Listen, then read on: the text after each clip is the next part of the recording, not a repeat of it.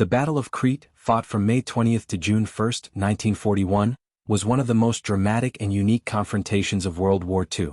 It marked the first major airborne invasion in military history, with Nazi Germany deploying thousands of elite paratroopers, Fallschirmjäger, to seize the strategically vital Greek island of Crete. Although the Germans ultimately won the battle, the high casualties suffered during the operation had far-reaching consequences for the rest of the war. Strategic importance of Crete. Crete held immense strategic value in the eastern Mediterranean. Located between mainland Greece, North Africa, and the Middle East, the island offered a perfect staging ground for controlling naval and air operations across the region. After Germany's rapid conquest of mainland Greece in April 1941, British, Australian, New Zealand, and Greek forces retreated to Crete, turning the island into an Allied stronghold. The Germans feared that the British might use Crete to launch raids on Romania's oil fields or disrupt Axis shipping in the Aegean and eastern Mediterranean. Hitler decided the island had to be captured, but in a bold and unprecedented way, entirely from the air. Operation Mercury, the plan. The German assault on Crete was codenamed Operation Mercury. It was led by General Kurt Student and involved over 22,000 paratroopers and glider troops. The plan called for airborne forces to capture key airfields, especially at Malim, Heraklion, and Rethymno, followed by the arrival of reinforcements via air and sea. The operation was risky. Never before had such a large airborne force been deployed in combat. But the Germans believed the element of surprise and the superior training of their paratroopers would compensate for the danger. The invasion begins. May 20, 1941. At dawn on May 20, waves of German Ju-52 transport planes dropped paratroopers over Crete. But the invasion did not go as planned. Many paratroopers landed far from their intended targets.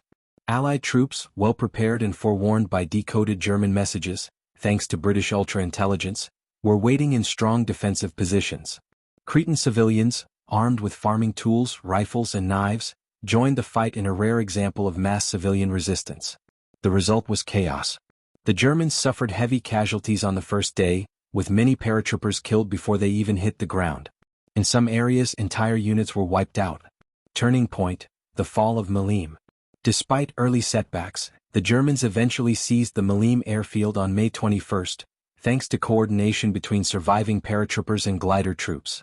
Once Malim was in German hands, the Luftwaffe began flying in reinforcements and heavy weapons. The loss of Malim proved decisive.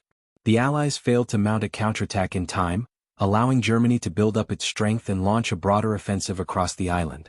The fall of the airfield allowed the Germans to outflank Allied positions and apply overwhelming pressure. Allied evacuation and German victory. Over the next week, German forces advanced across the island, forcing the Allies into retreat.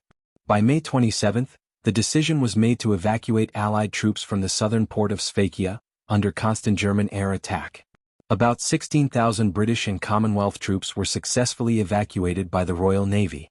However, over 12,000 were left behind and taken prisoner. German victory was declared by June 1, 1941, but at a terrible cost. Casualties and consequences. The Battle of Crete was a Pyrrhic victory for Germany. The Germans suffered over 6,000 casualties, including more than 4,000 dead, an exceptionally high toll for an elite force.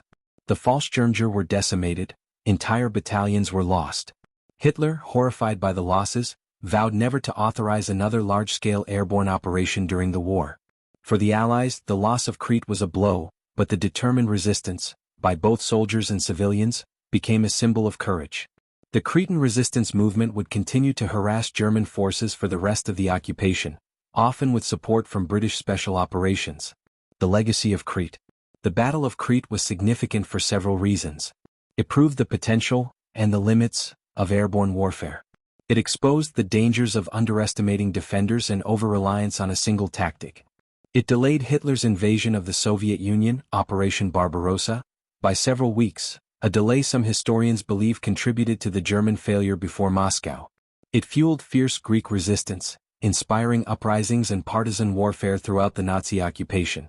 The Battle of Crete stands as a landmark in military history, the first airborne invasion of its kind, and one that revealed both the innovation and the vulnerability of German strategy. Though Germany claimed victory, the cost was so high that it changed Hitler's approach to future operations. For the Allies and the people of Crete, The battle became a lasting symbol of bravery, sacrifice, and resistance. In the skies over Crete and the mountains below, history was made, but at a tragic price.